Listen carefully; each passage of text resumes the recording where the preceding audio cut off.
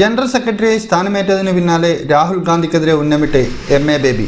India മുന്നണിയിൽ ഇടതു പാർട്ടികളുടെ ശബ്ദമാകേണ്ട എം.എ. ബേബി CPM ജനറൽ സെക്രട്ടറിയായി സ്ഥാനമേറ്റതിനു പിന്നാലെ രാഹുൽ ഗാന്ധിക്കെതിരെ വിമർശനം കടുപ്പിച്ചത് മുന്നണിയിൽ കല്ലുകടിയാവുന്നു.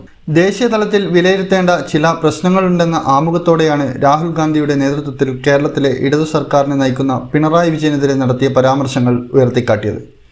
വിശാലാടിസ്ഥാനത്തിൽ കോൺഗ്രസിനൊപ്പമാണ് CPM എങ്കിലും ഇക്കാര്യം മറന്നുകൊണ്ട് കേരള മുഖ്യമന്ത്രി അറസ്റ്റ് ചെയ്യാത്തത് എന്തുകൊണ്ട് എന്നുള്ള രാഹുൽ ഗാന്ധിയുടെ ചോദ്യമുയർത്തിയാണ് വിമർശനം. ലോക്സഭയിൽ പ്രതിപക്ഷത്തെ നയിക്കുന്ന രാഹുൽ ഗാന്ധി ഉത്തരവാദിത്തത്തോടെ പ്രതികരിക്കണം.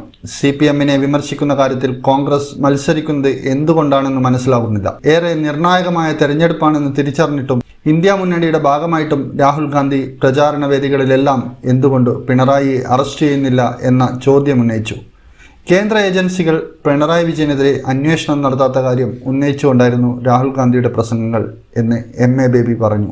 പാർലമെന്റ് തെരഞ്ഞെടുപ്പിന് ശേഷം ഇന്ത്യ മുന്നണി യോഗം വിളിക്കാൻ കോൺഗ്രസ് തയ്യാറായിട്ടില്ല. എന്നാൽ ഇക്കാര്യങ്ങളെല്ലാം മറികടക്കാൻ സാധിക്കുമെന്നാണ് കരുതുന്നതെന്നും എം.എ. ബേബി പറഞ്ഞു. മധുരയിൽ നടന്ന ദേശീയ സമ്മേളനത്തിലാണ് പാർട്ടിയുടെ ഏറ്റവും ഉയർന്ന നേതാവായി ബേബിയെ തെരഞ്ഞെടുത്തത്. All India Kisan Sabha president Ashok ദവ്ലയെ പിന്തള്ളിയായിരുന്നു ബേബിയുടെ ജില്ലാ സെക്രട്ടറി പദം. ബംഗാൾ കോൺഗ്രസിനൊപ്പം മത്സരിക്കുന്ന CPMന് കേരളത്തിൽ ഈ നിലപാട് സ്വീകരിക്കുക പ്രായോഗികമല്ല. കേരളത്തിൽ CPMന്റെ പ്രധാന എതിരാളി കോൺഗ്രസാണ്.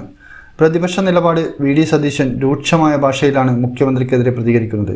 BJP അടക്കമുള്ള സംഘടനകൾ ഇന്ത്യ മുന്നണിയിലേക്കുള്ള തർക്കമായിട്ടാണ് ഇക്കാര്യങ്ങളെ വിലയിരുത്തുന്നത്. പൊളിറ്റിക്കൽ ഡെസ്ക്, ഇന്നറിയാൻ ന്യൂസ് കേരള.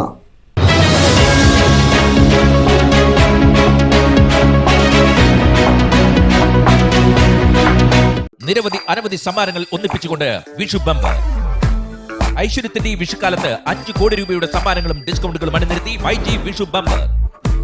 ബമ്പർ സമ്മാനം 10 ലക്ഷം രൂപ. ഒന്നാം സമ്മാനം 5 ലക്ഷം രൂപ 2 പേർക്ക്. രണ്ടാം സമ്മാനം 2 ലക്ഷം 2 പേർക്ക്.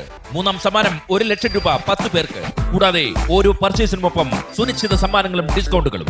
ഈ വിഷുക്കാലത്ത് മൈജിയിൽ നിങ്ങളെ കാത്തിരിക്കുന്നു 5 കോടിയിൽ പരം രൂപയുടെ സമ്മാനങ്ങളും ഡിസ്കൗണ്ടുകളും. കടന്നു വരൂ. വേഗമാകട്ടെ.